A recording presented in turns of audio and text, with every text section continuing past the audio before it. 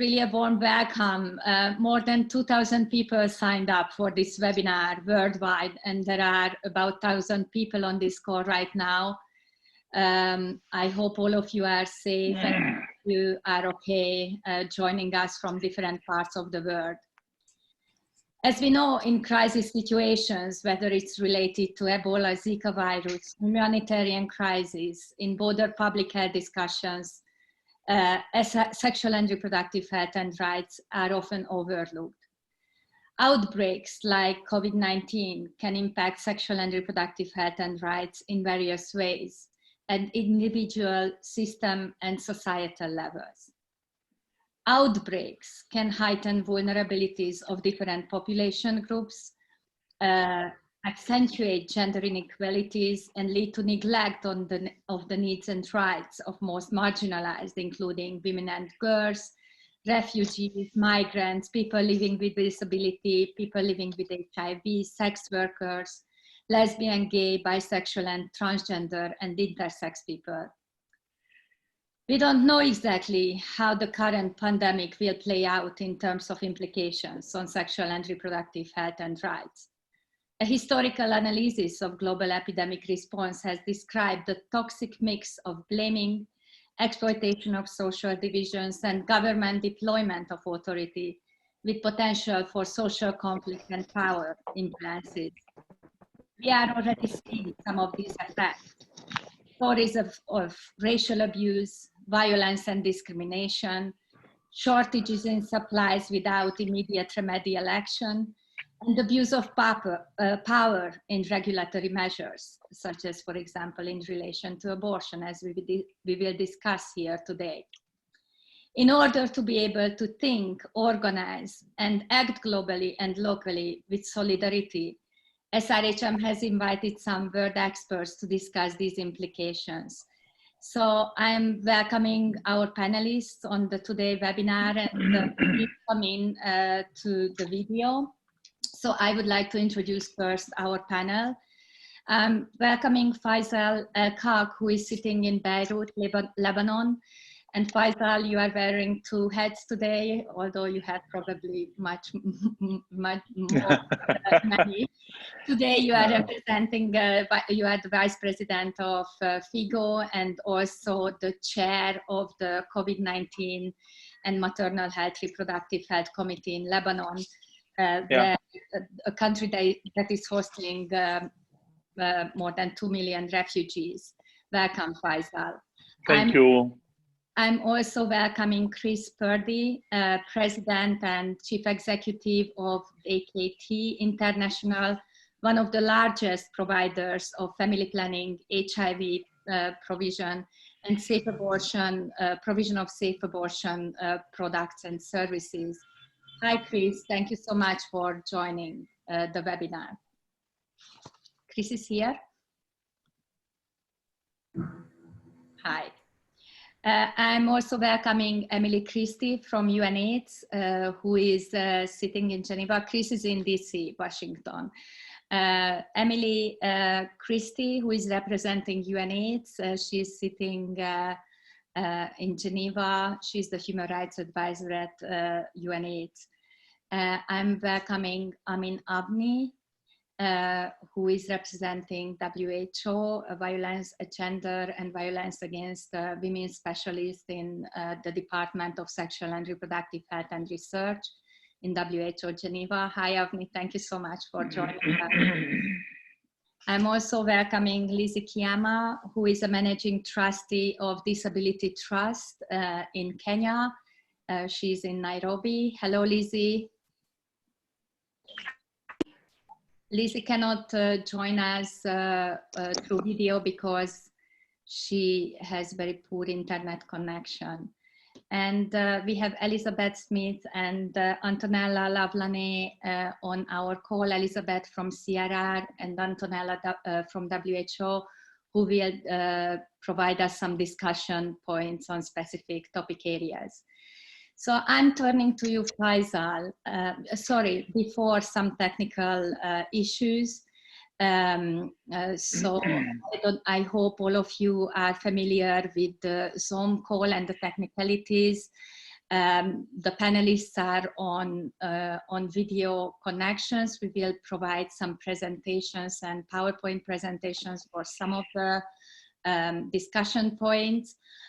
You can join the chat forum that is on the bottom of the Zoom call, and you can provide some comments and questions to the panelists. We are hoping that we will have about 25 minutes for discussions. We would appreciate if you wouldn't use the chat for personal chatting, but for addressing the panelists asking questions. We cannot make you join through a video or audio, but we can see the comments. So I'm turning to you, Faysal, asking you about a global overview on behalf of Figo, that how do you see the COVID-19 crisis and what kind of global implications we have? And also, if you could say some Lebanon-specific, country-specific implications, also in relation to the humanitarian crisis situation that you are facing. Okay, thank you very much. And I welcome everybody, and I wish everybody is safe in this global fight against the COVID-19 outbreak. I think we have a long battle, and I think we have, as Figo, will work hard to be guarding women and women's health and adolescent health across all aspects. From day one, Figo has joined the global efforts and have been working closely with the 132 national members across all the globe. We're talking about more than 1.7 million OBGYN providers, providing statements, providing resources and guidance basically on maternal health and the COVID-19, following up on all these details, because as you all know, pregnancy is always a special category that requires special attention. At the same time, Figo, through its committees, specialized committees, namely the Women Health and Health Rights Committee, have issued also another statement to remind everybody and to ensure Figo's commitment to the essential services. We've been guiding, we've been issuing guidance on contraception and to make sure the access is not interrupted, to advise on inventories so people continue to have access to condoms, continue to have access to other contraceptives. Also, Figo is issuing guidance on the to make sure there is no delays, even on the other aspects of cervical cancer screening, the routine screening, knowing that some of these cases might be delayed, clinic interviews might be also delayed, but also make sure that these important issues are happening and can happen through a mechanism either of telehealth, as recommended by many agencies, or through direct communication with the provider, or through pooling of multiple services at the same time. Also, we have been committed again through statements and guidance to the issue of sexual assault, to the possibility of increase of violence against women, and what can we do to prevent this, and also to listen to the survivors for counseling, for advice, and for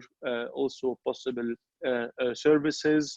Another important services that also Figo is committed to is abortion and post-abortion care. We all know that this might be suffering a lot, whether because of unintended pregnancies in view of the shortage of contraception, of interruption of the services, or also because of post-abortion care. We know many now, lately England is allowing the use of medical abortion at home, but at the same time providing access to the management and getting advice from the provider. Figo is aligned with all these recommendations, is aligned with all these guidance, and doing all this across the national societies whenever the issue is appropriate or culturally acceptable. But even if it's not post-abortion care is also a part of this important guidance. Also, we shouldn't be forgetting other women's health issues and adolescent issues, to the marginalized, to the refugees, to the MEM communities. As you all know, we have close to 70 million migrants and ethnic minorities who are suffering under dismal and serious circumstances, which can be aggravated now with the COVID-19 and the whole physical distancing and overcrowding in some of the tented settlements and the camps, and the inability to practice really physical distancing. And also sexual minorities and other people. So Figo is really cognizant and aware of all these aspects, and we are continuing daily to issue statements, update our websites to be in parallel with all the efforts focusing on especially women's health and also in the adolescent health, reproductive health, all within the sexual reproductive rights framework, and all within the ethical code and the ethical mandate of the OBGYNs and other sister providers like the ICM, the midwives, to do that within the rights framework to all those women, as I said, using telemedicine, using other forms of social platforms in that regard. Now I want to spend a few minutes talking about our local experience, to zoom in on the issue of refugees. And as Eszter said, we host close to 2 million between registered and unregistered refugees. I've been in touch with many of the settlements on a daily basis as chair of the committee, National Committee on Refugee, on Pregnancy and COVID-19. And we are making sure, in collaboration with UNHCR, that the advocacy health promotion activities are happening within the settlements regarding physical distancing, regarding hygiene, hand washing, and all the recommendation of WHO in that aspect. We're also making sure through the primary healthcare centers that access to services is not interrupted, and that actually is not happening. Access is continuing for the high-risk cases, for the pregnancy. Probably cold cases are not coming as often, but that applies also to the host community, and it's also applying to the call, to the international call of many agencies and bodies to cool down the cold cases, to space visits and focus on the emergency cases, in addition to the COVID-19 outbreak, and also to avoid more thinning out and more spread out of the healthcare providers. So the access is not interrupted so far for the refugees. The UNHCR is trying to attract more funds, though very difficult these days, to expand quarantine areas for the refugees, and also within the hospitals to create spaces for COVID, for corona positive cases, or those with COVID-19 symptoms, to be quarantined. If they need hospitalization, also provide a special wing for them in case they need oxygenation or intensive care support and something like this. Also, in addition, we're trying to work on replacing, if some of them are using daily oral contraceptives, to be replaced by IUDs or more permanent way of contraception, in case people will have upcoming more severe circumstance that will prevent them from leaving. As I speaking, the government is issuing more measures preventing people from leaving, except for 2 hours a day for specific food markets, and nobody except healthcare providers are allowed to go out. This is applied to the host community, it's applying for the Lebanese, the non-Lebanese, and also for the Syrian refugees and to the Palestinian refugees, in order, as you all know, to flatten the curve and make sure how we can curb the spread of COVID-19. We all know, Figo knows, and we also at the local scene know, that reproductive health and sexual health matters might be and could be affected we're gonna be doing our best along the aspect of contraception, the aspect of safe sex practices, advice, and also the aspect of post-abortion care, that these are not neglected and these are not affecting women's well-being and women's life, and also in specific in Lebanon to the refugees. And also we are very aware, and there is a lot of effort now that we are going to orchestrate around how to reduce violence and how to can identify those survivors and try to provide them with help. A lot of online now services are being created. Some of them are being reactivated in that aspect. These are rough times. These are very painful times. We all know that as Figo, that women is gonna suffer more, not only in their health, but now staying home, multitasking, doing extra effort, managing home, extra effort managing the kids, for those of us with kids, the reading, the playtime, and so on and so forth. And this is also adding to the mental health dimension of women's health that also we have to keep in mind. Thank you for giving me the time to speak. I'm very honored, and I'm looking forward to listen to my colleagues talking about the other aspects of this webinar. Thank you so much, Faysal. We really appreciate your feedback. Did I use more time? I used the exact time, I think, no? You're very good, Faysal. Thank you. At the same time, I got a message on WhatsApp from my son from the living room that, Mommy, you forgot to introduce yourself. I'm really apologizing for that. I'm Eszter Kismodi. I'm Chief Executive of Sexual and Reproductive Health Matters.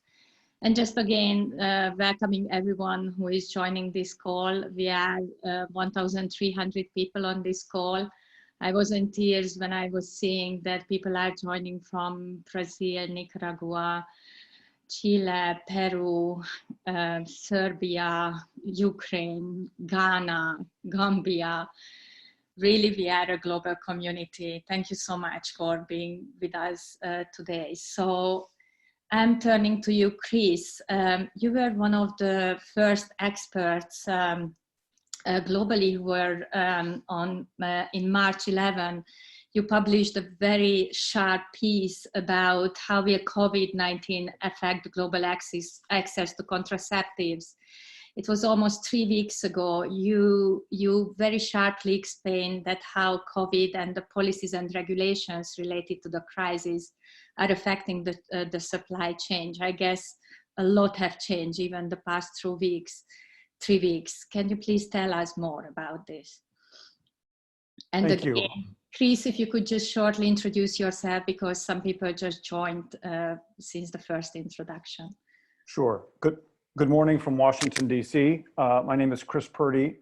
I hope everyone is staying safe. I hope everyone is keeping their anxiety levels as low as possible. It's, as Faysal said, this is a remarkable, historic time. Just a brief introduction to DKT.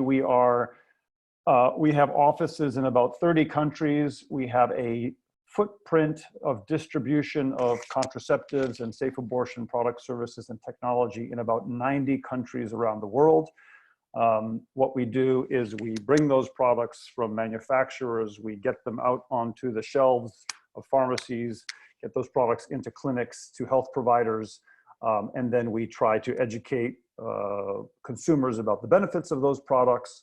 And we also do a lot of training of providers to help them provide those products in a more effective way.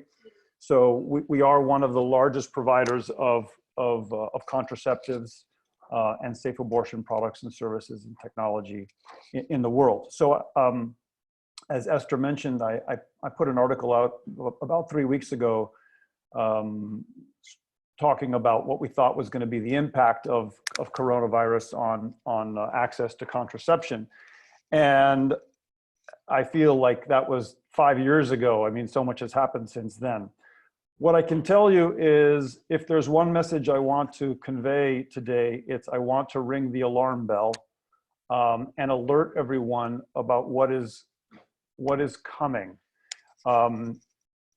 in every single link of the supply chain, we are seeing disruption, and that disruption is, I fear, going to result, if things aren't addressed quickly, is going to result in more stockouts and shortages and lack of access in the coming months.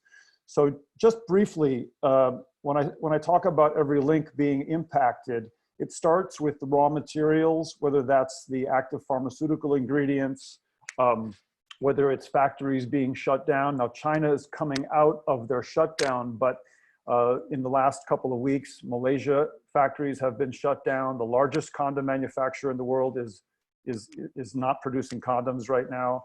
The largest IUD manufacturer in the world in India is not able to produce IUDs right now. Bangladesh is shut down. Thailand has gone on shutdown. These, and of course in Europe, some of the big pharmaceutical companies that are in Europe are experiencing disruption. So on the production side, we have a very serious, we have delays and we have reductions in work. On the shipping side, we are also seeing this across the board. So obviously flights around the world have been shut down. So that means that cargo is not able to be air freighted. Many airports, the Egyptian airports are closed. Airports in West Africa are closed. Airports in Ethiopia are closed. We're not able to get product into those markets. The ports, the seaports in India are closed. Nothing can leave India for the next 3 weeks. We don't know whether that's going to be extended or not. And the same thing is happening in other countries around the world. When the products do arrive, they are quarantined for a longer period of time. So there are delays in clearing the goods and getting the products into warehouses. Because there is so much confusion, those issues become even more exacerbated.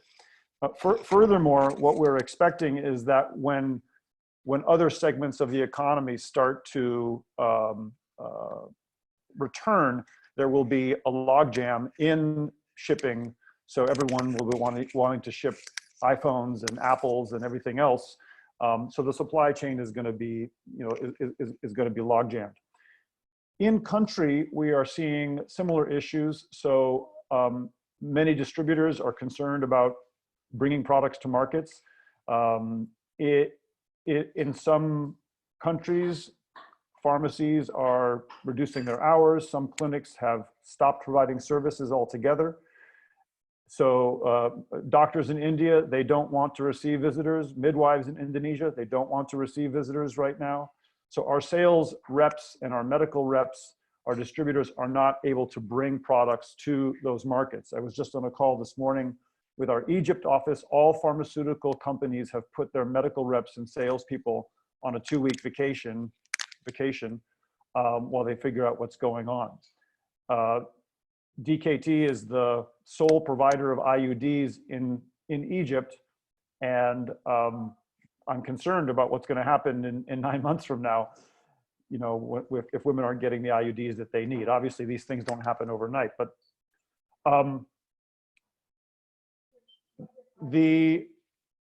within the trade, the doctors, the midwives, the pharmacists who buy products to put on their shelves, because there's so much uncertainty in the world, they don't want to invest cash where they don't have to invest cash. So there is less likelihood of them buying as much as they might potentially need, or what they would historically have purchased. One thing that we are trying to do is to extend more credit so that they have longer period of payment back to us. That obviously puts a cash crunch on us. There are issues in terms of those providers turning away clients potentially if they see them as non-essential services. So a woman who might want an IUD, they might say, come back in a couple of months. Right now is not the time to do that. So we see this happening, reverberating across many markets.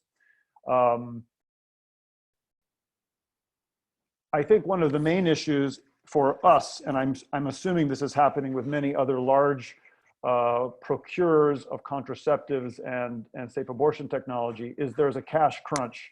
So we know that there are going to be delays in what's available in the coming 3 to 6 months. We know we need to put orders in now to those manufacturers so they can produce what we're going to need. But because we're not selling as much into the trade, we're not getting the money that we need to buy more contraceptives. So there are cash issues. I'm sure others are facing a similar problem. So my main concern right now is my number one concern of the impact of COVID-19 is because of the supply chain disruption, the economic uncertainties, that there are going to be major stockouts, major delays. We're already seeing this, by the way, in some countries. I'll give you an example from India. Our program in India last month did not have any medical abortion drugs because the active pharmaceutical ingredient came from China and our supplier was not able to get the product. We switched suppliers, so we now have that product available in March. But February, there was no product sold by one of our programs in India. So we are adapting, we are adjusting, we are trying to figure out how quickly we can solve these issues. But again, my main message here is to ring the alarm bell to the reproductive health community. So I'll stop there. Thank you.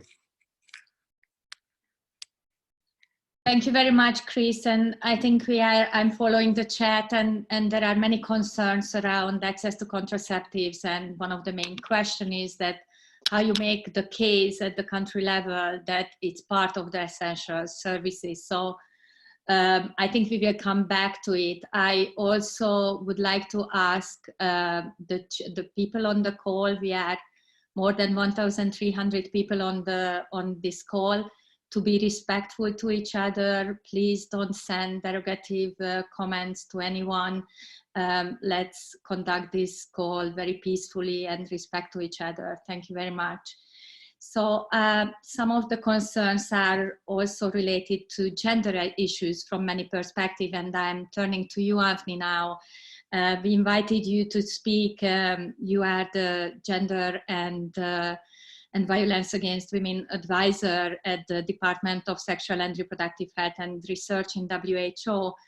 There are many concerns how COVID-19 has gender perspectives, and also in terms of how home, many of us in the world are self-confined in our homes, when for many people and in many settings, home is one of the most dangerous environments. So I would like to invite you to talk both about the gender perspective and domestic violence perspective. Some very interesting and important question came through the chat. For example, from Srijani, that how stigma and gender inequalities are applied for unmarried women who are either in families or separately, and in a regulatory setting they are not allowed to go and access to services. We also get, I think from Max, a request that please consider different gender identities in this discussion. Access to contraception and abortion is a question for women and girls and many other gender identities as well. So Avni, I'm turning to you if you could talk about the gender perspective and about domestic violence issues. Avni?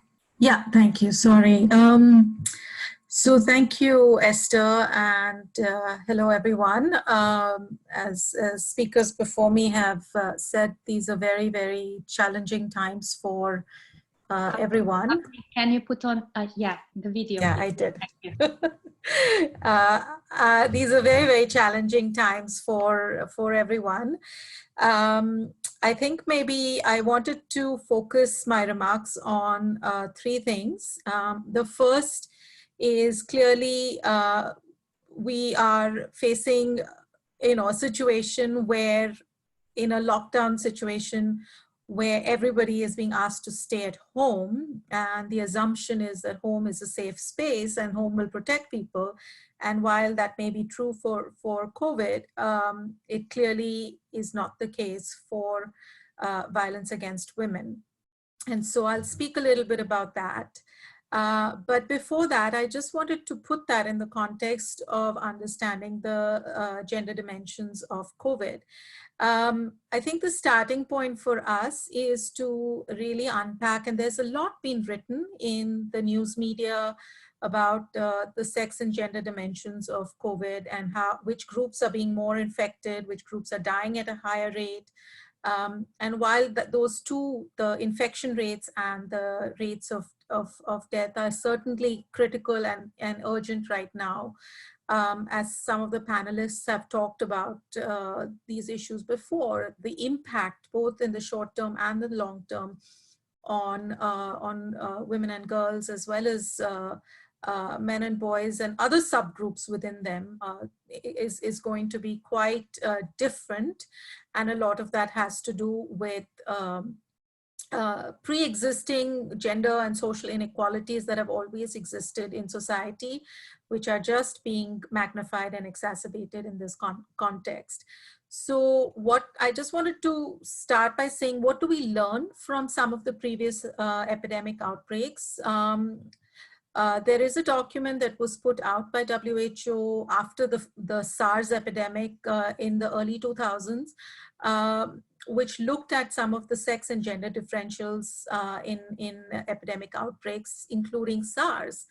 And what we learned there is obviously there is differential sex-based susceptibility to SARS. There's also, this has been documented for Ebola and Zika, and this is playing out similarly in COVID. And we are seeing in the limited availability of data disaggregated by sex and age, it is showing that while the distribution of sex by sex is roughly equal, with the exception of a few countries where women seem to be disproportionately affected, such as South Korea, the death rates are much higher in men, and specifically older men. And some of it has to do with biology, immune-related responses, as well as the protective effects of estrogen in women, but some of it has to do with gendered behaviors, smoking being one, and one that has been most frequently spoken about. But I would sort of say that if we really have to understand the gender impacts of COVID, we need to go beyond sex-based infections and deaths, and really unpack the impacts on three other areas that I wanted to point out, which are very much related to how gender and other social inequalities have been always the fault lines in society. The first is really looking at how the measures to control the epidemic, the distancing, lockdowns, travel restrictions, stay-at-home measures have led and disproportionately affected some groups more than others in terms of loss of livelihood, increase the burden of care, and really had devastating consequences, economic consequences for certain households that have been on the margins of survival. The second is really thinking about how restrictions on mobility might disproportionately affect women. As we know that these restrictions on mobility of women in many cultural contexts have always existed, and in this context are likely to be more magnified. And third is really the risk of domestic and partner violence. I know, Eszter, that you talked also about stigma and discrimination. And again, in this case, this whole targeting of communities that have always been targeted because they're perceived to be transmitters of viruses and diseases, again, gets magnified. And it's not just based on whether it's men or women, but we need to think about, migrant communities, immigrant communities, sex workers, all of the communities that have always typically been perceived to be carriers of disease and illness. And this is playing out here as well. I think the deprioritization of essential services including sexual and reproductive health services, which previous speakers have already spoken to, is a big one. We know that teenage pregnancies and maternal mortality did rise in the aftermath of the Ebola crisis in Sierra Leone. And, given what we've just heard about contraceptive shortages is an issue. The other issue that is getting a lot of attention, but not perhaps enough action at the moment, is the fact that majority of the frontline workers who are responding to COVID are women, nurses, midwives, in some countries, community health outreach workers, and we just haven't done enough to provide them with basic protective personal equipment, and yet we're sending them out in a way that this is a major gender issue. And then the scaling back of all other community support services, whether it's hotlines, it's shelters, it's all sorts of other services, is going to have an impact on a lot of other care services. I think my colleague Antonella will also speak about some of the what I call misuse of government authorities to increase efforts to restrict abortion access, as well as we are hearing reports of surveillance and clampdown with police action for people who are out on the streets and have no other choice, which is also being selectively targeted in some countries. So again, all of these are impacts that we need to look at both from a gender and intersectionality perspective as we think about the impacts of differential impacts of this epidemic. Moving to violence against women, just to flag that WHO has put out a violence against women and COVID epidemic fact sheet with some guidance particularly targeted to the health sector. I will afterwards send a link, a web link to the fact sheet so that people can have access to it. But the specific things that are highlighted in this fact sheet is really the fact that we know that violence against women is widely prevalent. We know that it increases in all emergencies, and in COVID is no exception. We are beginning to see, while data are scarce, we are beginning to see reports coming in from China, the UK, and the US, and from some other countries like Italy, that suggest an increase in domestic violence in particular since the COVID-19 outbreak. For example, in one county in Hubei province of China, the police department reported a tripling of cases of domestic violence in the month of February 2020 compared to the same month previous year. In the US, National Domestic Violence Hotlines has noted an influx of calls in which husbands and partners are using the physical distancing measures to further isolate their partners from accessing resources and services. In the UK, there has been just yesterday a report that in the Avon and Somerset counties, the police have reported a 21% increase in domestic abuse incidents in the last 2 weeks.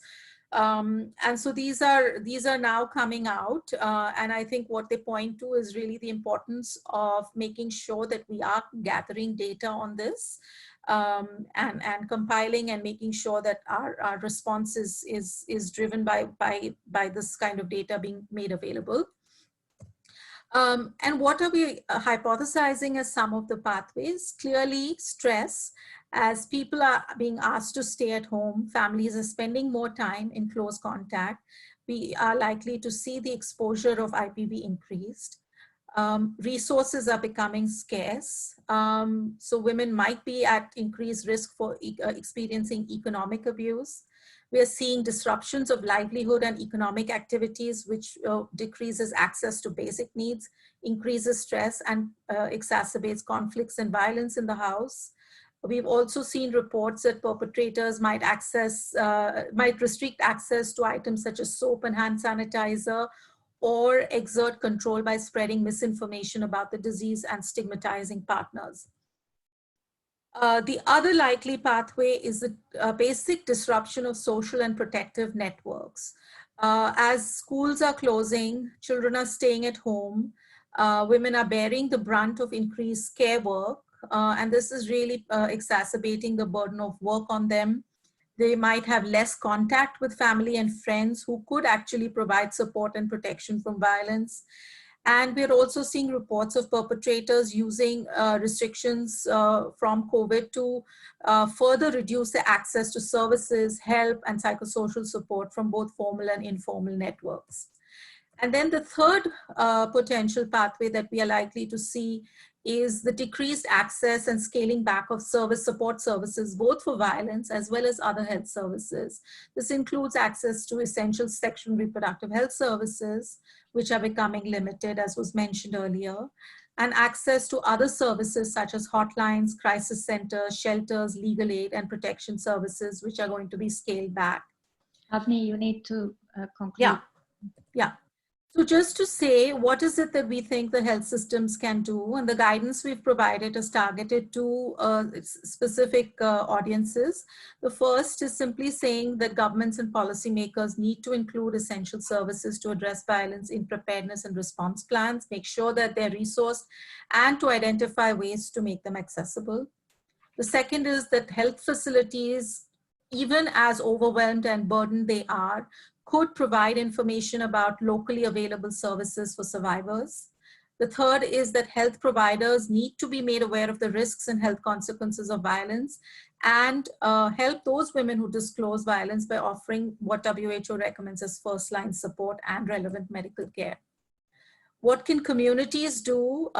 It's really humanitarian response organizations needing to make sure that they include services for survivors and their children in their response plans and gather data. That as community members, we need to be able to keep in touch with those we know are in abusive relationships and keep available information about where help is available.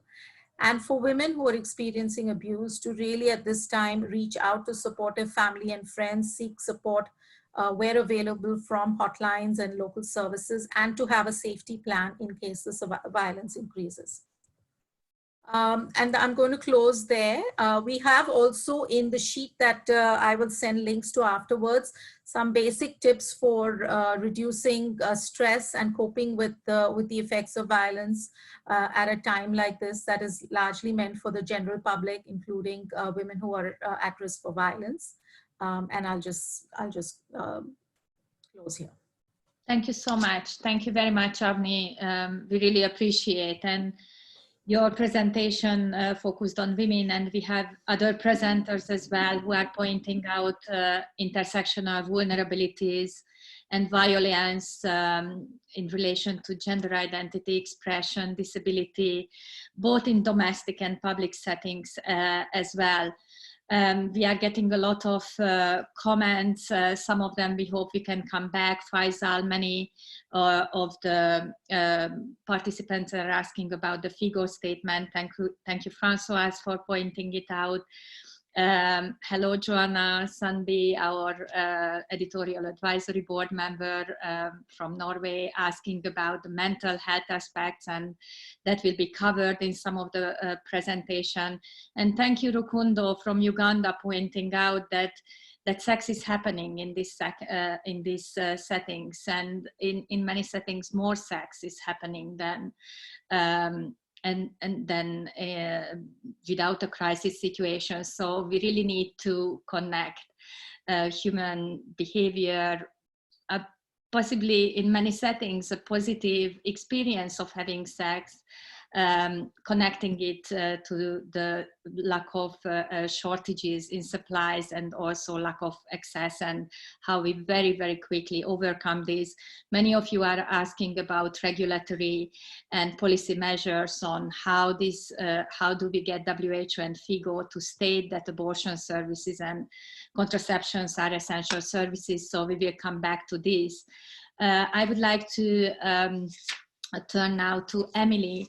Last week, UNAIDS issued a very sharp statement about rights in the time of COVID-19, lessons from HIV for an effective community-led response. Emily, you are sitting in Geneva representing UNAIDS. Can you please talk about how people with HIV are living with HIV are facing specific vulnerabilities, marginalization, and what kind of responses are you recommending on behalf of UNAIDS? Over to you, Emily. Thank you very much, Eszter, and thank you for putting this together. It's for me, it's been really great to hear from other colleagues about what is happening, and it's great to see a good turnout as well. As you've mentioned, I thought we would talk about how this is affecting people living with HIV and vulnerable to HIV, and also some of the lessons from the HIV response over the last 40 years for the epidemic generally. I should say that the information I've got, the same as everyone else, is as of today. I was updating it just before this call as well, because it is changing so rapidly at the moment. So at the moment, it's a question of what do we know and what do we don't know, what we don't know.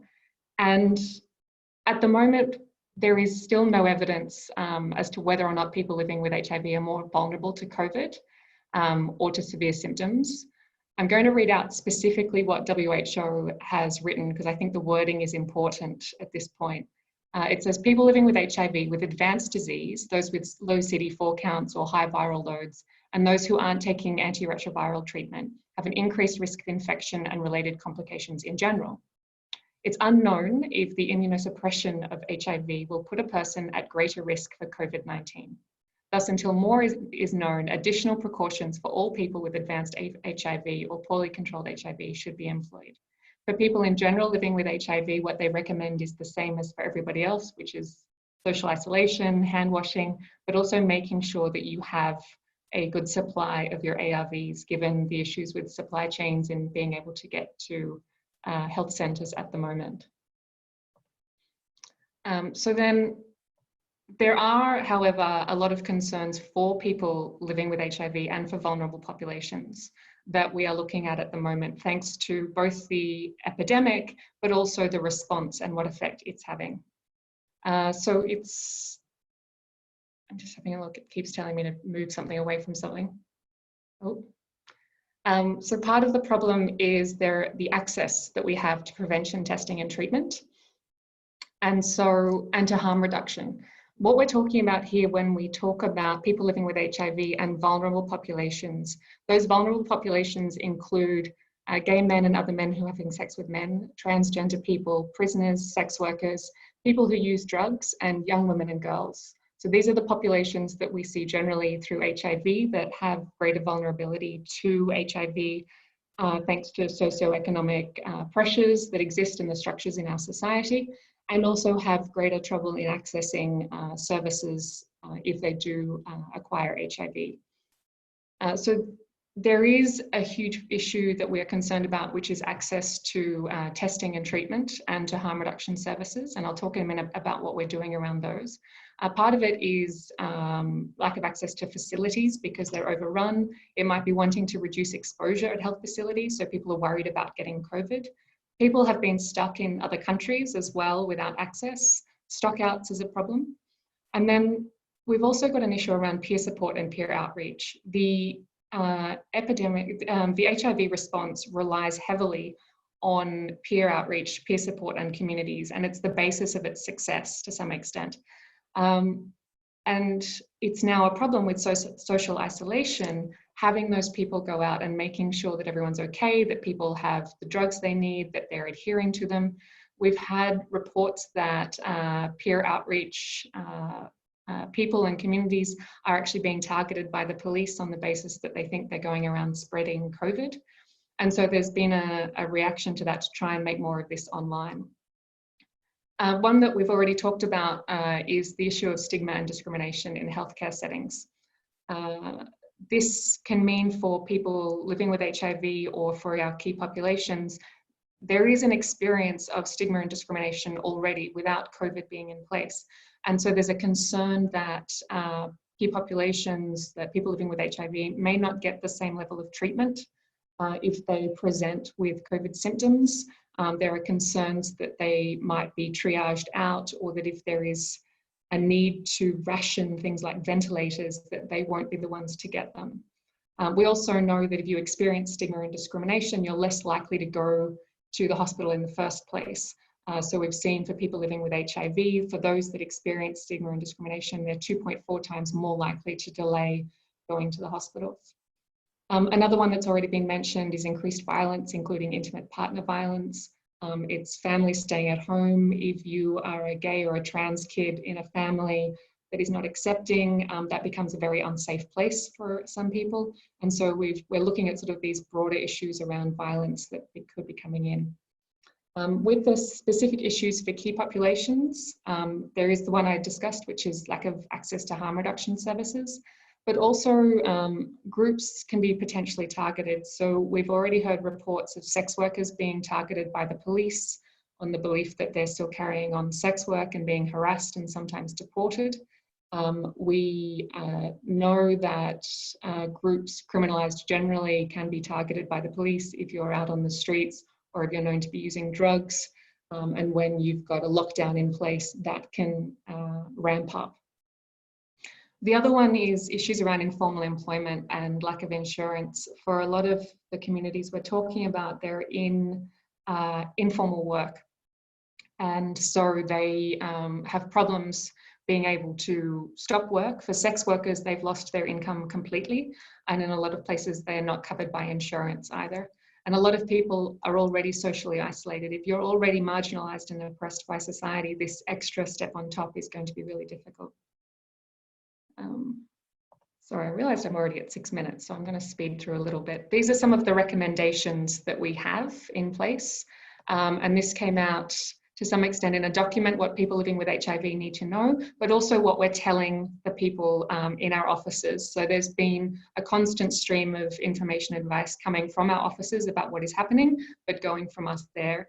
One of the things we're trying to do is make sure that people have multi-month suspension of ARVs and PrEP if possible.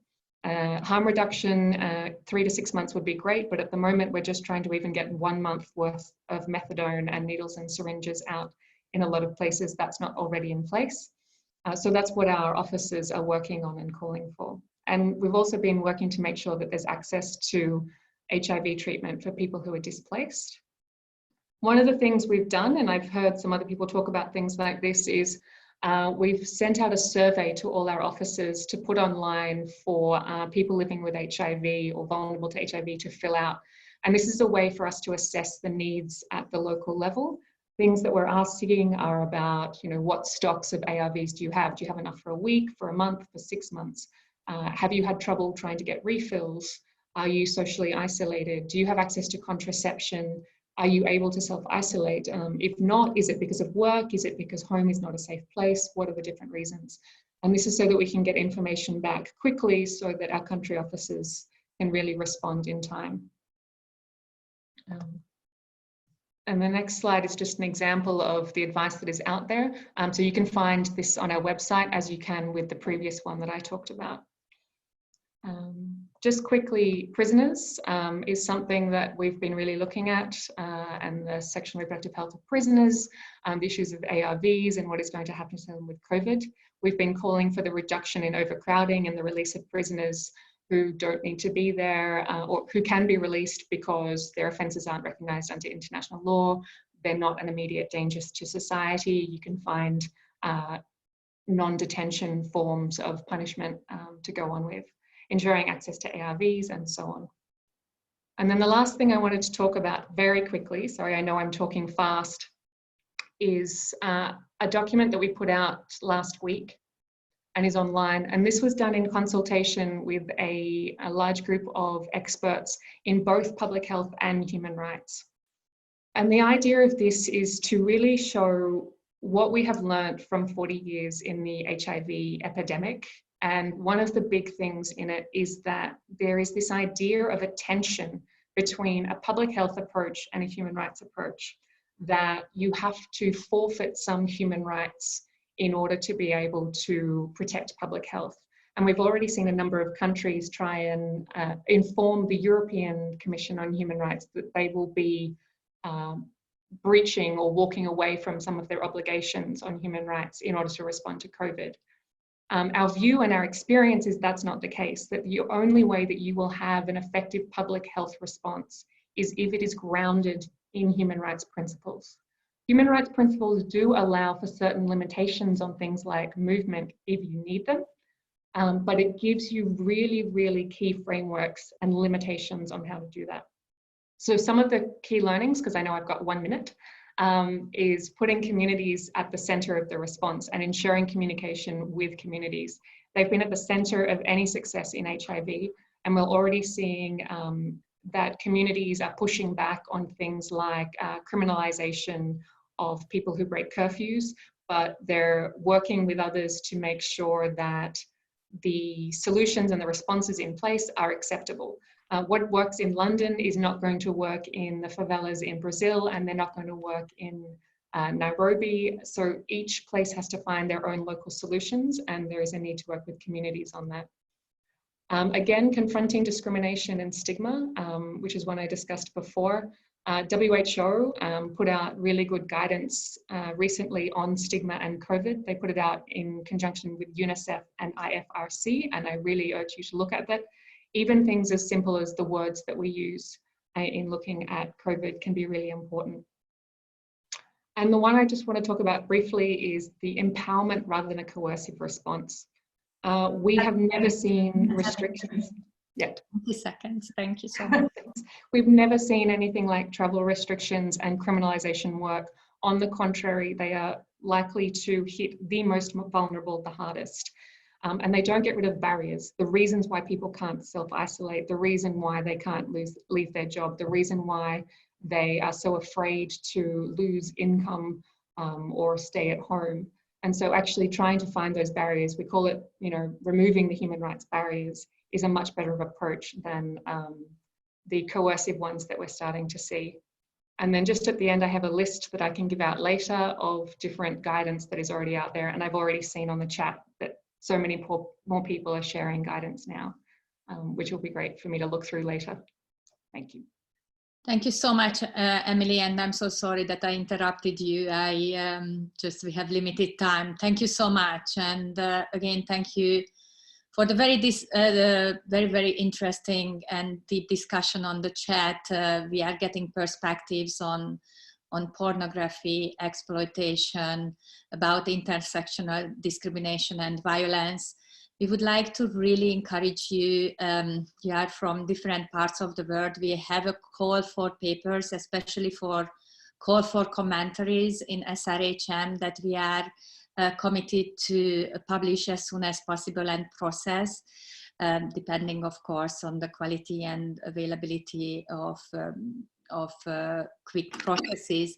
But we are very committed to publish different perspective of SRHR and COVID-19. Please visit our website, and the call for paper is on the chat. Faysal will need to leave in 2 minutes, and many questions were coming about the Figo Statement. Faysal, are you still here? I think he left, but he said that he will send out more information. I'm here, if you want me. Can you just say 20 seconds, something about the Figo Statement?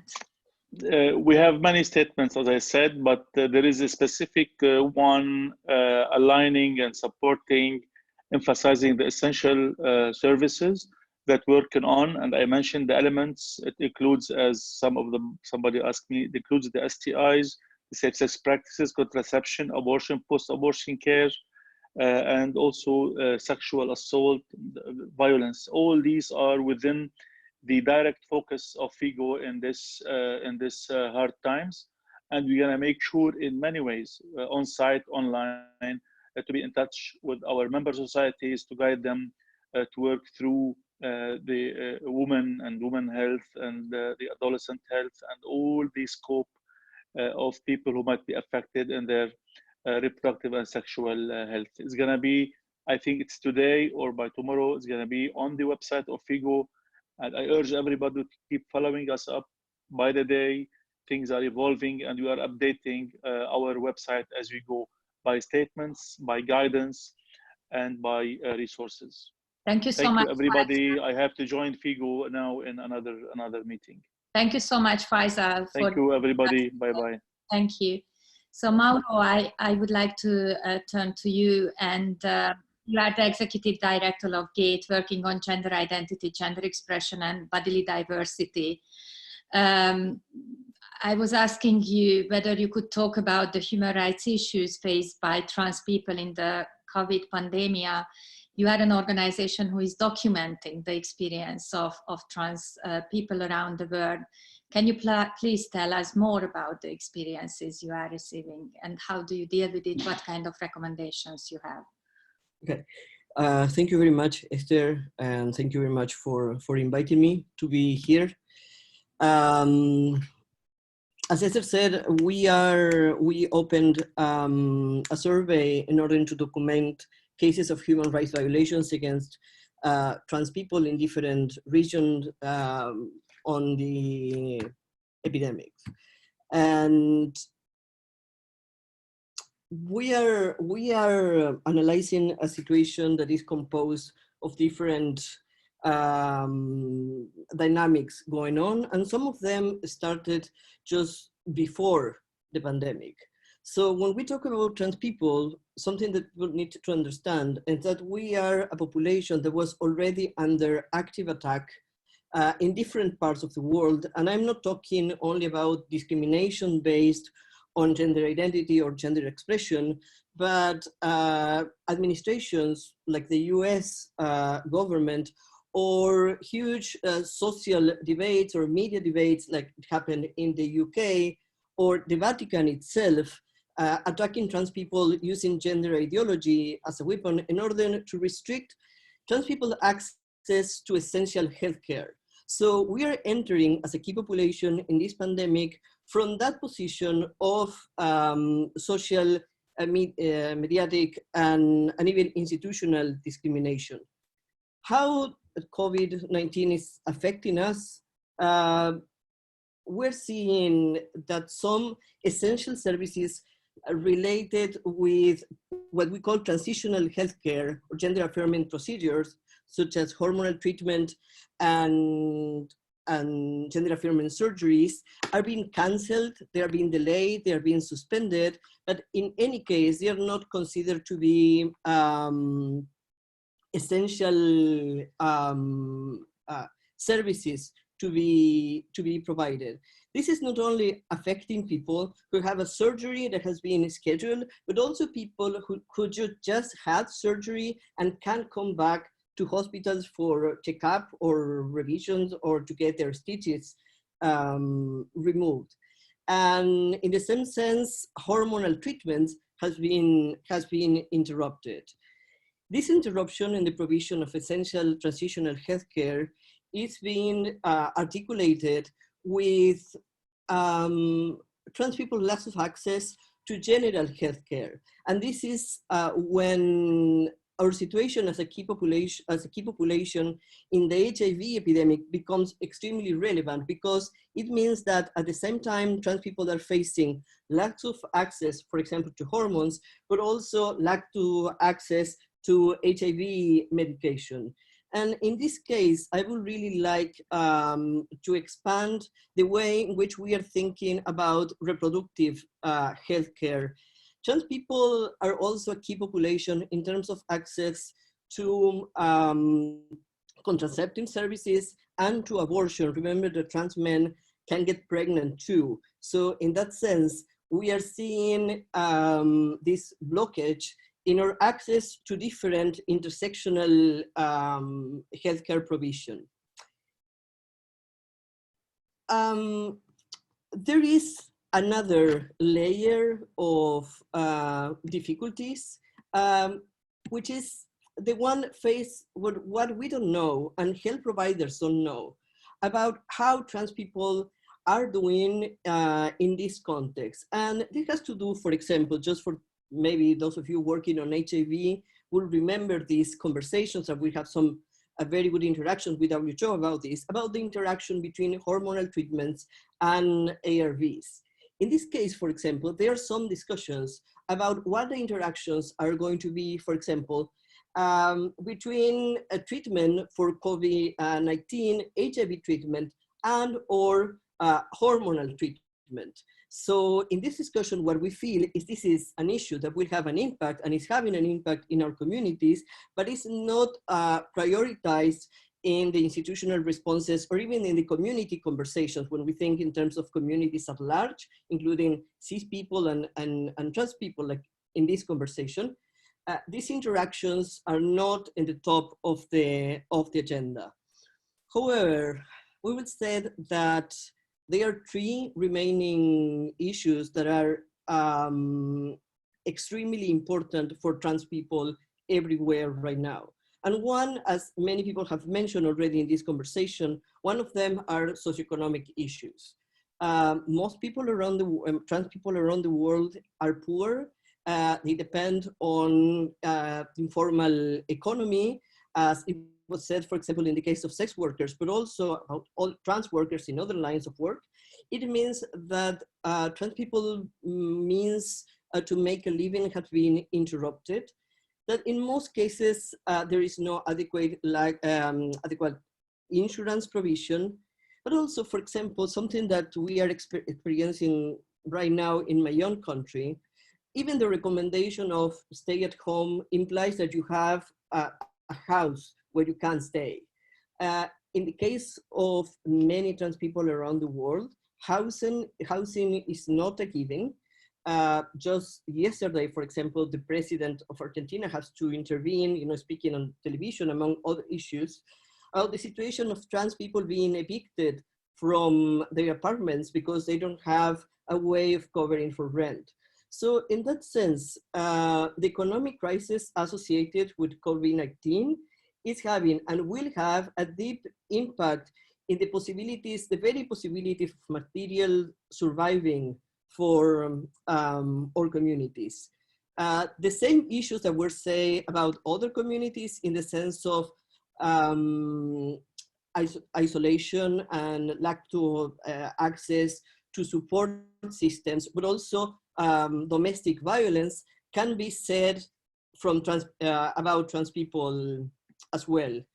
In the same sense, something that we are seeing in some regions where support for families is provided, that trans people sometimes we live together and we have our own alternative families, which are the real families for us. But it doesn't mean that we can get access to provisions provided for some governments in those places where they are available, because we are not considered to be a family. The other key aspect, negative aspect impacting trans people has to do with all the repressive situation associated with prevention. Right now, in many countries of the world, people are invited to stay at home. In the case, for example, in my case, I live in Buenos Aires. I can go beyond my block, or I will be stopped by the army 1 block away from here, or by the police 2 blocks away from here. This is particularly dangerous for many trans people because we combine our status as migrants and sex workers. We are perceived as dangerous, as someone said before in this webinar, because our IDs doesn't match our gender expression, or because we have horrendous previous experience with the police or with the army. These mobility restrictions imply that people can go to hospitals to get access to medication that they need, but also to hormonal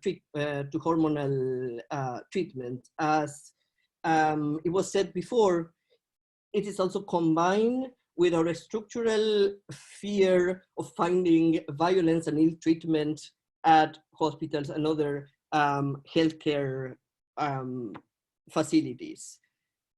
Finally, what we are seeing with a huge concern, and I am surprised that this issue didn't come up more often in other presentations, is that we are afraid of funding, in the sense that realizing rights, being able to keep working, to keep functioning, require organizations and networks to produce, even to provide direct services, something that we are seeing with different community funds emerging in different ways. Like, for example, again, in my country, we are buying our own testosterone to be provided to people that need the treatment to continue. We don't know what is going to happen, and it goes, you know, for funds to support trans advocacy, but also to support advocacy of other key affected populations, we are seeing that this economic situation is going to have an impact in our ability to organize at the national level, the regional level, and the international level. Thank you. Thank you so much, Mauro. Thank you. It was really, really incredibly interesting and eye-opening to hear about the experiences of the trans community and your analysis about that. And thank you for the documentation for these experiences. We're really encouraging all the gender diverse, trans, intersex, LGBTI communities to write up their experiences and publish them either as a blog, as an article, as an op-ed piece, anywhere else. We need the documentation of these practices. And clearly the funding as an issue. Christie, yesterday we were discussing that how much it applies to companies like yours and many of the suppliers as well, because the economic conditions are changing hour by hour, day by day, to be able to supply the commodities. Lizzie, I'm coming to you. I hope you are here and you can hear us. You indicated that you don't have a very good connection. Are you here, Lizzie? Yes, I am. Yes. Can you hear me? Yes, we can hear you very well. Lizzie, we were just in Nairobi a couple of months ago talking about, you were organizing a fantastic forum at the ICPD 25 forum, discussing how disability universal health coverage is affected, how disability women and girls with disabilities and people with disabilities are facing in any situation difficulties for availability and accessibility of services. What's happening with the community in the current context? I know that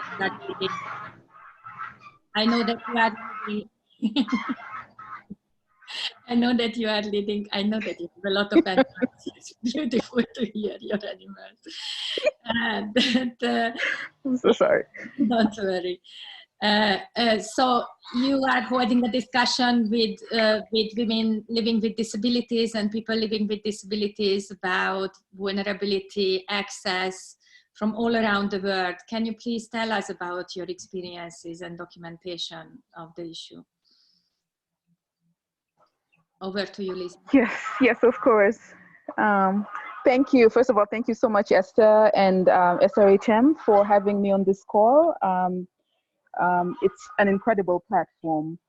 So I work, my organization works to advance the rights of women and girls with disabilities in Kenya.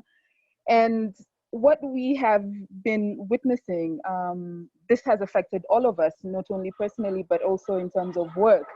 But what we've noticed is the thing about, COVID-19 is that it has shown how much vulnerability still exists within our societies. And the interesting thing is that persons with disabilities have lived with this reality for ages.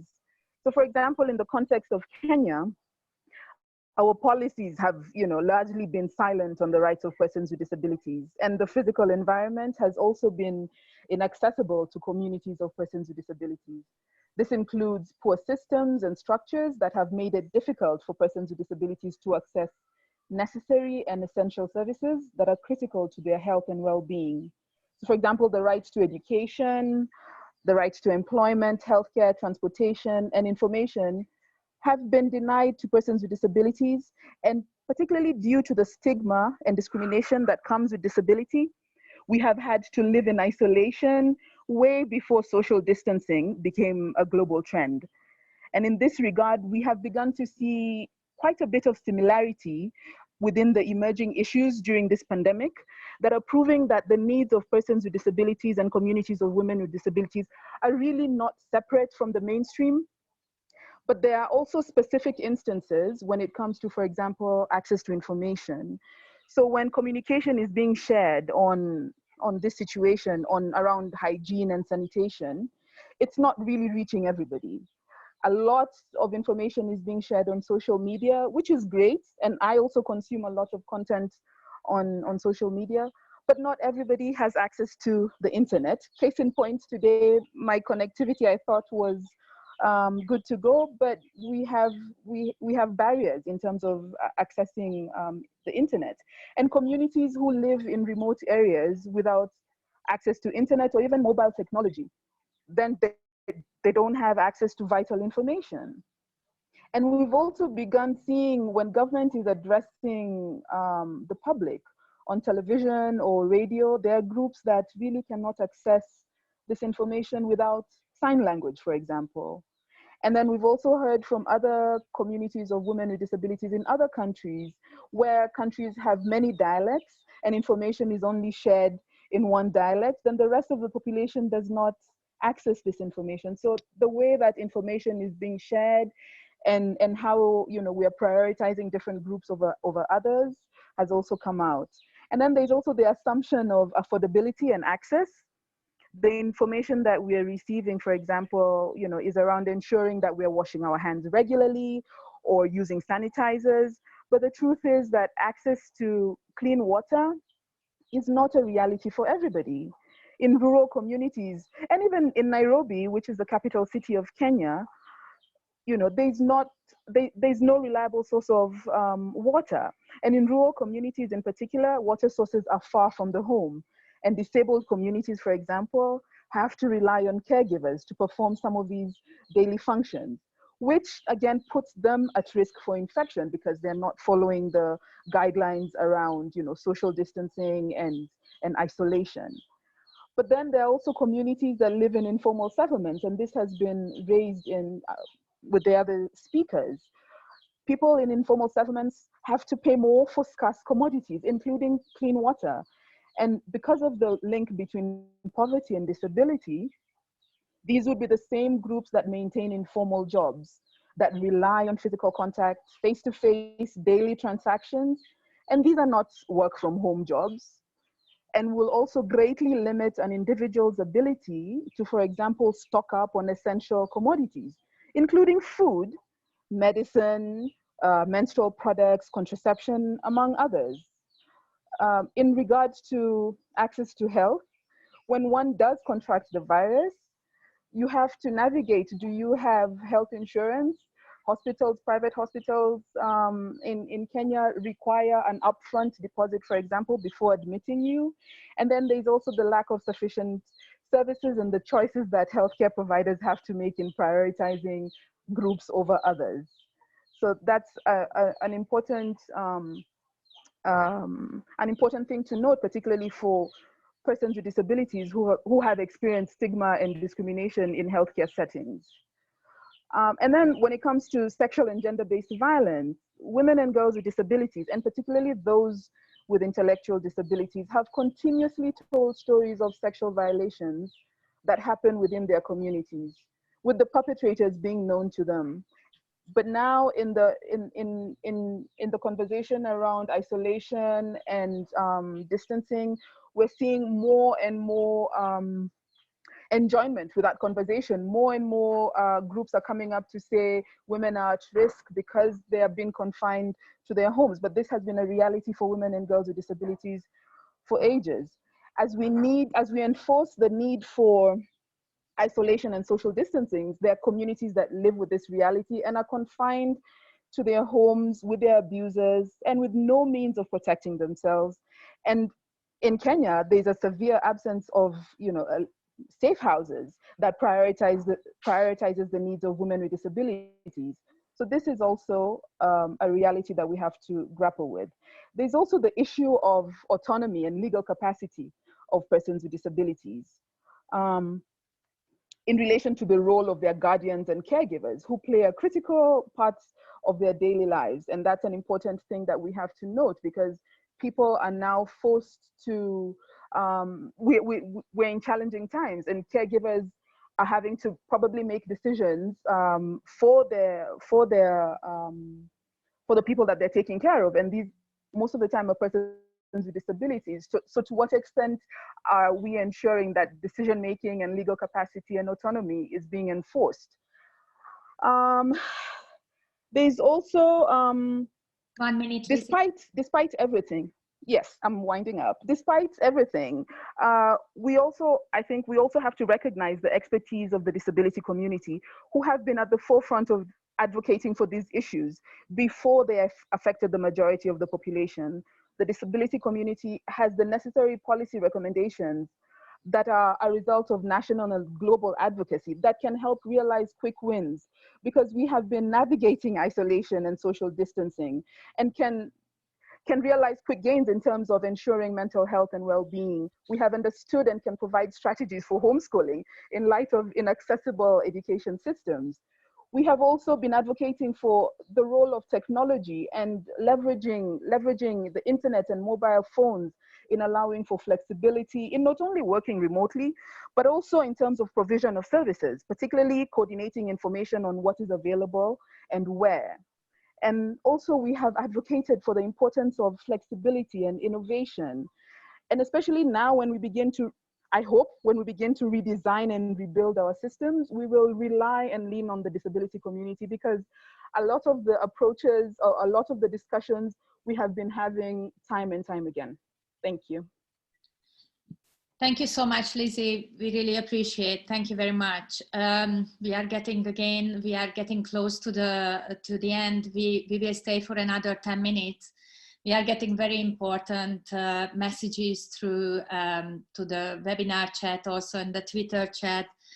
Same messages from Mexico and Nigeria. What's happening in settings when facility birth vis-a-vis home birth is a general message is encouraged, but in the current situation, facility birth is maybe more dangerous, but home birth conditions, safe conditions are not being secured. People are asking about infertility treatment. We got from Eszter Corona about how COVID-19 affects relationships. There are a lot of concerns from sexual partners about the risk of sexual proximity. There is almost no information about this issue. Avery, you pointed out that state legislations take COVID-19 as an opportunity to push forward laws that deny trans people's access to care.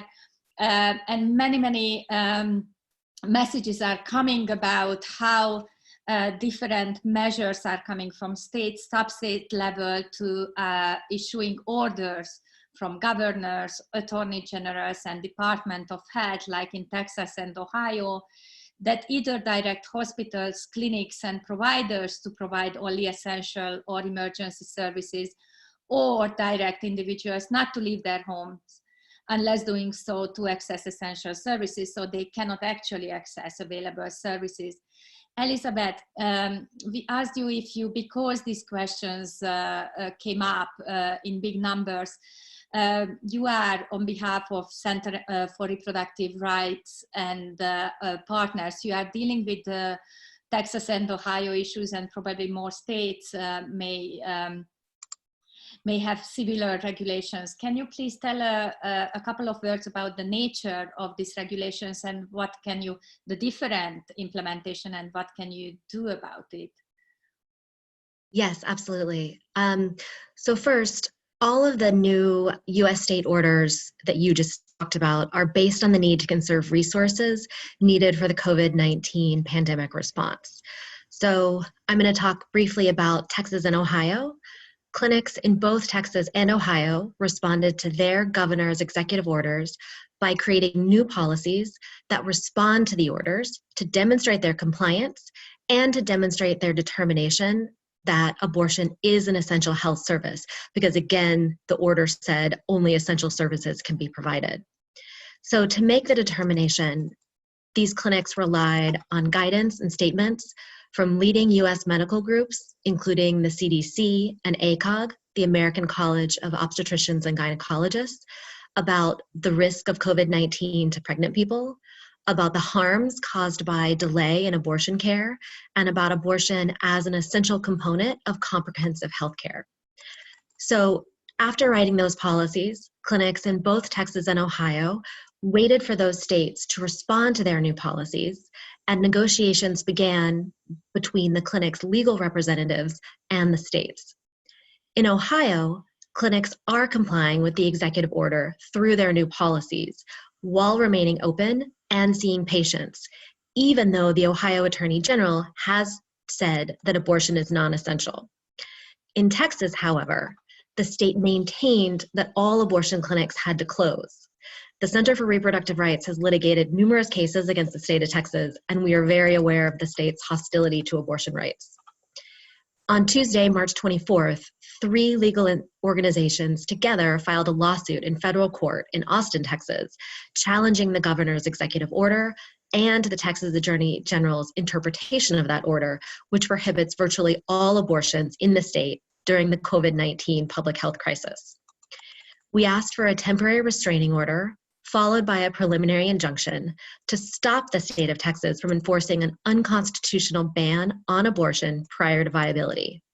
As our lead litigator has been saying, there is no pandemic exception to constitutional rights.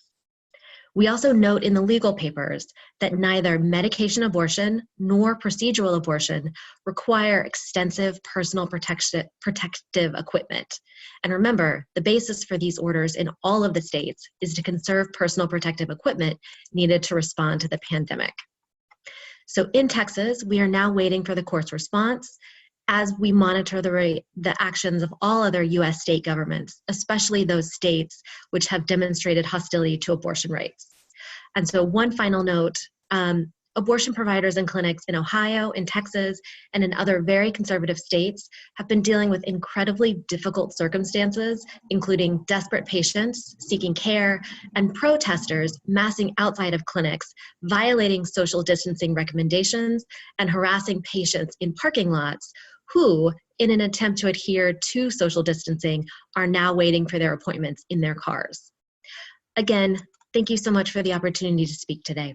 I'd like to invite Antonella, if you could say a couple of words about WHO's approach to the provision of safe abortion services in the current situation. Antonella, can you please come in? You are a medical officer at the Safe Abortion team in WHO. Can you say a couple of words, please? Hi, yes, Eszter, thank you so much. Can you hear me okay? Yes. Great. So thank you for providing me with the opportunity to just add some additional comments here. As many of you know, WHO recently released a guidance document related to the clinical management of respiratory infection. And in that document, we have said that women's choices and rights to sexual and reproductive health care should be respected, irrespective of COVID-19 status. And that includes access to contraception and safe abortion to the full extent of the law. So we're currently working with colleagues within WHO and other UN agencies, working on guidance that defines what essential services are, to include sexual and reproductive health services, including safe abortion, especially because we know in some settings abortion is being deferred to later gestations, which carries its own risks. At the same time, we're seeing several professional organizations making statements specifically stating that abortion, among other SRH services, are essential in response to governments who are trying to deprioritize these services. Many were mentioned by Elizabeth just prior to me speaking. And in addition to working on these measures, we have the opportunity to really think about and look at the application of existing guidance and recommendation.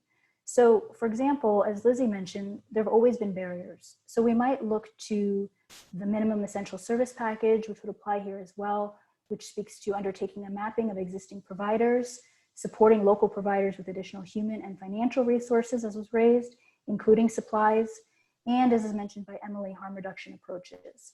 But we might also consider how our recommendations from WHO related specifically to abortion and post-abortion care, task sharing, decentralization of care, and self-management can assist at these times. We've already said that the equipment, medications, and supplies needed to provide these kinds of services are the same as those needed for other GYN services. And we already say that they should be available at primary care level with referral systems in place. But beyond that, especially in light of depleting commodities and restrictions with entering health facilities, we say that women can manage their own safe abortions using mifepristone and misoprostol up until 12 weeks, where individuals have a source of accurate information and access to a provider should they need it or want it. We know that within the health sector, there are constraints around additional commodities. So we already say that RH testing, for example, is not a requirement for abortion services for ROGAM administration. Where supplies of antibiotics are not available, abortion should not be denied when prophylactic antibiotics are not available. And similarly, a range of pain medications can be considered, as we've said that general anesthesia or performance in an operating theater are not necessary. We have a separate guideline that specifically focuses on health worker roles, and where human resources are limited, a range of various health workers can be considered for various tasks related both to comprehensive abortion care, including everything from information provision, counseling, as well as specific tasks related to the management of abortion services. And then, of course, to improve access to healthcare, WHO provides guidance on telehealth as a mechanism for the delivery of services. And some examples of where we're seeing countries do this are with the provision of information, counseling, even administration of medications where legally permissible, follow-up to post-abortion use of low-sensitivity pregnancy testing, for example.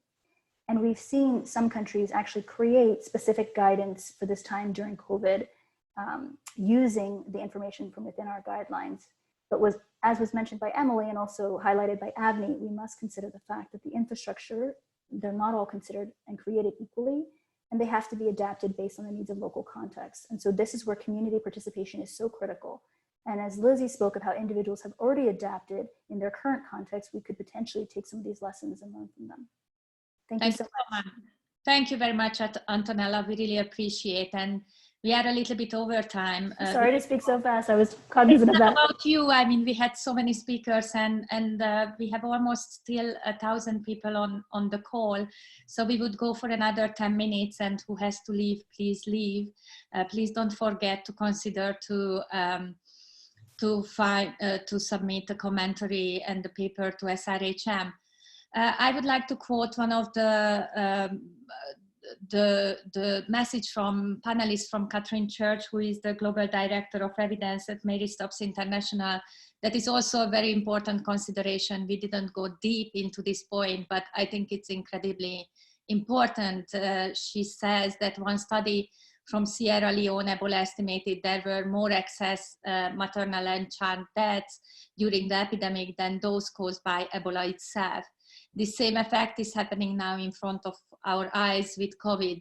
The supply issue that Chris mentions is real, and the crisis is rapidly worsening. We need to find ways to get products out and fast, and WHO must declare these services are essential. I think we got very clear messages on this webinar, and statements are coming out both from Figo and WHO declaring that these services are essential services. I would like to give 1 minute for each of the panelists to react to the presentations or to the chat. And if you have any final comment, observation, I would like to go to you, Chris, please, first. Thank you. And I really enjoyed listening to everybody's presentations. It's very impressive and much appreciated. Bottom line, again, just to repeat, no product, no program. You can't have family planning. You can't have abortion services if you don't have the drugs, the medical devices, and the products that people need. And we are at risk right now of not having what everybody needs in every country. So for me, this is the main priority. And I hope everyone takes it very seriously. So Chris, thanks again. May I ask you, yesterday we talked about that it's not only about the physical barriers, but it's also funding shortages. Can you say, and Mauro raised it in his discussion, can you say a couple of, because people might not be familiar that such a big company like yours is also facing financial shortages to make those services available, and who is compensating for that? Sure. So just to put it in perspective, I mean, last year, DKT probably procured something on the order of $100 million worth of contraceptives and safe abortion equipment and technology. So we're certainly one of the largest procurers and distributors of these products and services around the world. But in order to procure, you need to sell those products and take the sales revenue and then procure some more. So right now, because of the disruption, we are not able to we need to put in more orders now, and we're not getting our money out as quickly. So we know that there's a huge cash crunch for us, and I'm sure for many other actors who rely on revenues and and donor funding. Donors are also, by the way, in a cash crunch. The stock markets have crashed. People's endowments have gone down. So there are understandably a lot of considerations about where to allocate precious resources. So this is the issue, and we understand that everybody is trying to continue to invest in what they believe is important. For me, that happens to be making sure that people have the products. I mean, it's difficult to have rights if you don't have a product to use to maintain that right. So not to say that the rights aren't important, but at the end of the day, people need to be able to act on those rights. They need to be able to act on that education and act on the training. And so we need to have those products. And right now, we're at risk. Thank you so much, Chris, and we really appreciate your participation. Mauro, can I come to you? Thank you very much, Chris. Yeah. Bottom line messages.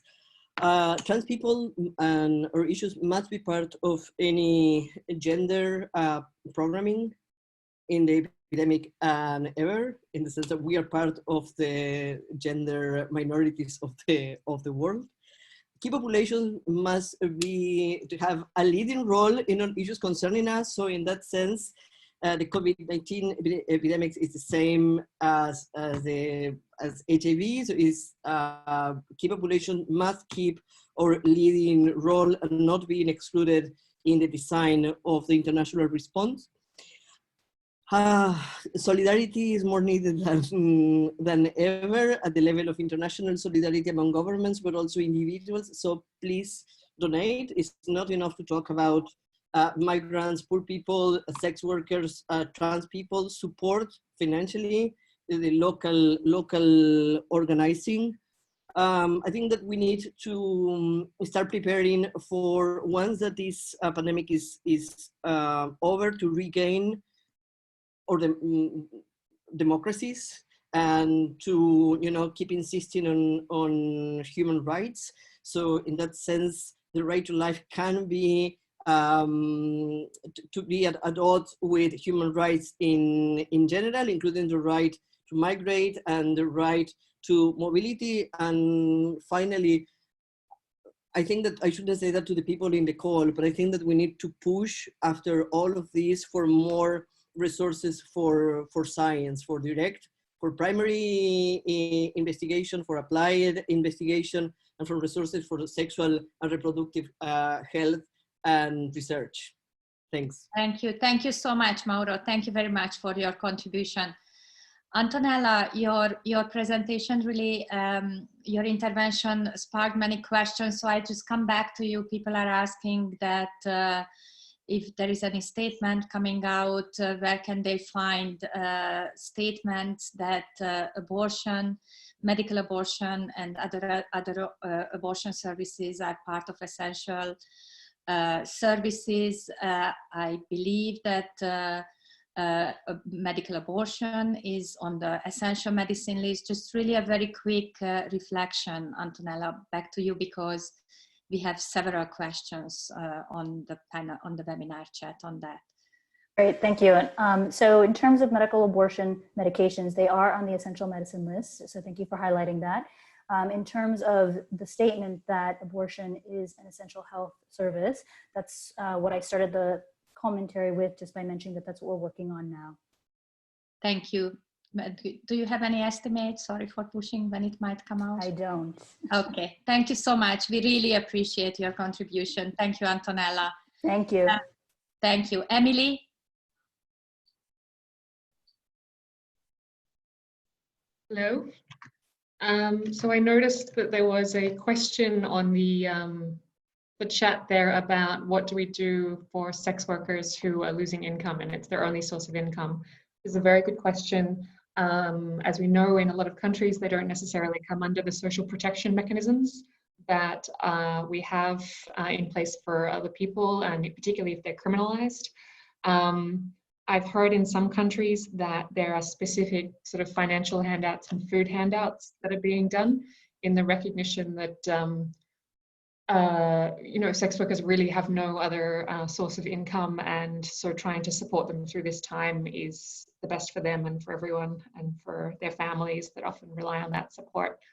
But I think it's also an indication of, and I think Lizzie brought this up, just how vulnerable all the populations that are being affected now already were. Like, this is exposing inequalities that we knew were there, but very little has been done about. And to what extent then can we try and put in place fixes now that aren't just a temporary fix, but will have ongoing effects, so that the next time something like this happens, people have the resilience there and have the backup and have the support that they need, so that we don't have to keep going for these fixes. And also in times of, you know, when there's not an epidemic, people are actually better off as well.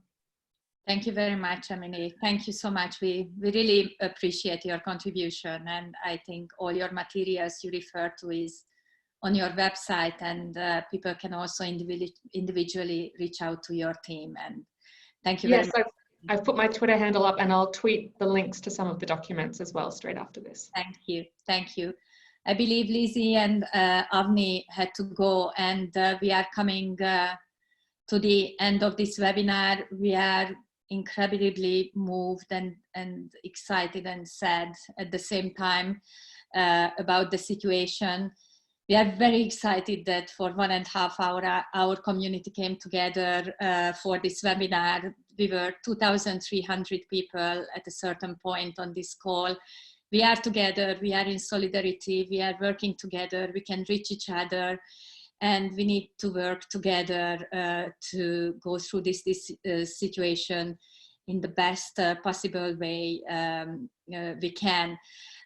Please submit your commentaries to the SRHM open call for papers. We are encouraging commentaries, and I'm very upfront about it.